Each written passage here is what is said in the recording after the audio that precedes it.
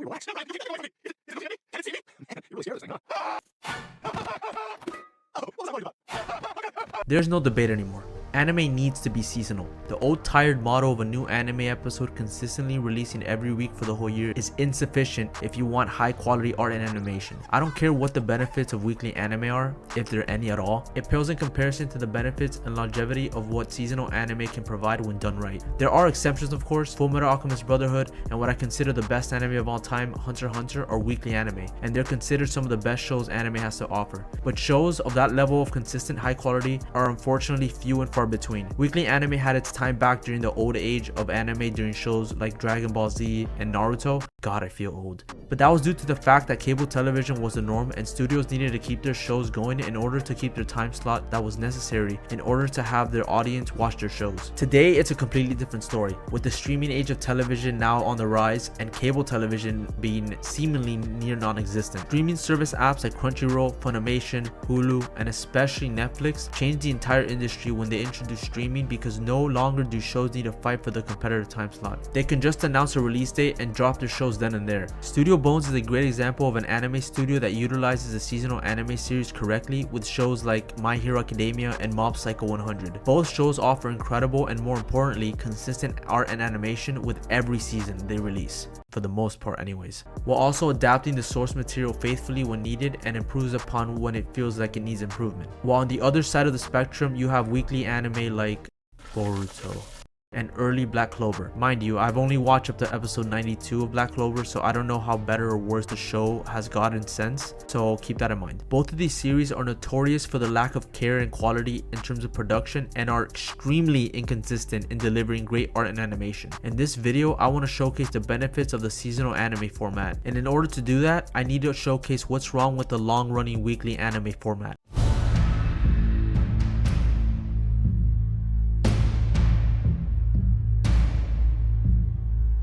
Let me ask you something. All right. Let me tell you something! Let me tell you something!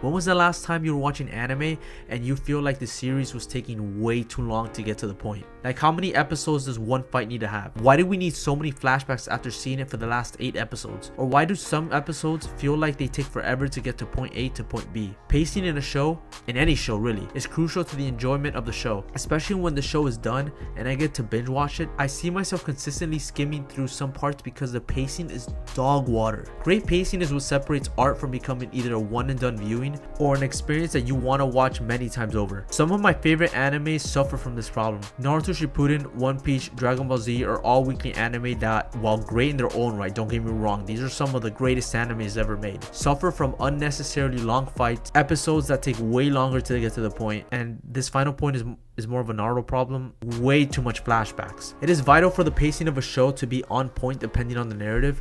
If the pacing is too fast, it risks rushing through events that would have made more of an impact had it taken more of a slower approach. Too slow, however, can risk boring the viewer. Bones Studios knows this and prioritizes pacing so well that watching a show like Mob Psycho 100 feels like a breeze compared to One Piece, which, by the way, is still a top 3 best anime. That's never gonna change. Because each season is about 12 or 13 episodes, they need to adapt like 3 or 4 chapters per episode. Compare that to One Piece, which at some point during its run needed to adapt half a chapter per episode, which did not help its art or animation at all.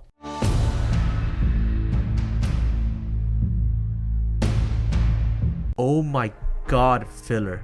It is the Red Rings of Death equivalent of anime. Filler episodes are as common in anime as birds shitting in your car. Some fillers can be fun breaks from the seriousness of what canon episodes are, while adding context and world building to a fictional world. Fillers like One Piece's G8 arc is so well integrated in the anime that when I first saw it, I forgot I was watching non-canon material. It was placed so perfectly that you could have honestly watched it and the story would have progressed either way. Not to mention, it's entertaining as hell and adds to the overall world. Unfortunately, the same can't be said about the rest. Fillers in general have hurt the overall pace and enjoyability of a show more than it benefited it, in my opinion. Especially when the series is at an all-time high, then the studio decides it would be a great time to add it, which essentially ruins all the momentum and loses viewerships. The reason why anime studios do this is because studios won't be able to adapt anything once the anime surpasses the manga. So in order to give the creator more time to write the story, they give the studio three options. One is to put the show in hiatus, stopping the show entirely, which from a financial point of view is suicide. You lose your time slot and potentially kill all momentum, which can damage the brand in the long run. The second option is to slow down the show's pacing by adding portions of a chapter, like how One Piece did during the Dressrosa arc. The third option is to introduce filler arcs, or filler episodes, which in the case of Naruto made it a frustrating watch during its airing. I remember back in 2011 when we went like half a year with filler episodes that made me stop watching Naruto for a while, until it eventually came back. This problem still exists today with weekly anime. Boruto is one of the biggest offenses to this, in fact. By switching over to the seasonal structure, you allow a studio, the writer of the manga, and the fans a better experience because by its very nature of a seasonal anime structure, it allows for better pacing, and because each season takes 1 or 2 years to develop, filler episodes are non-existent since the show would never be able to catch up to the manga.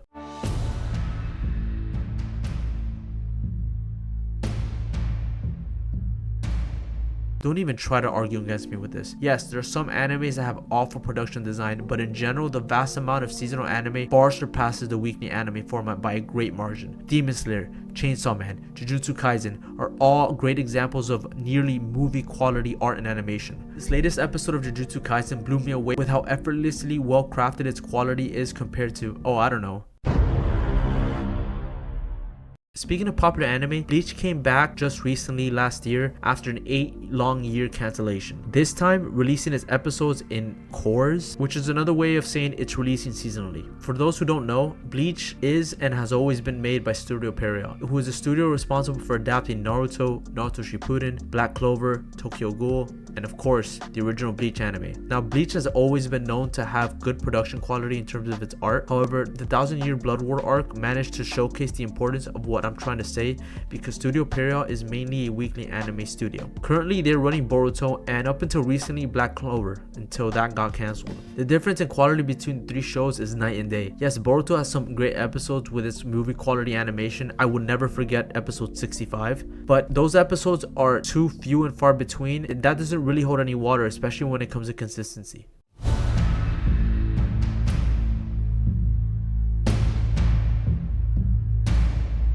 Going seasonal just works better and offers plenty of benefits that bolsters the quality of a series. That doesn't mean there aren't any drawbacks. One drawback I can give is that there isn't any guarantee that a show returns for a season 2, even after a successful first season. Sometimes even after an anime returns after a long wait time, that doesn't necessarily mean it will have the same impact as before. Not to mention the animators go around from studio to studio for work. So even if the quality of a seasonal anime might not be the same as before, the pros overwhelmingly outweigh the cons, and some, if not all of the best, most popular new gen anime are seasonal. Today's landscape of not just anime, but television as a whole has changed dramatically from the days of the early 2000s when Naruto, Bleach, and One Piece were the dominant figures of the industry.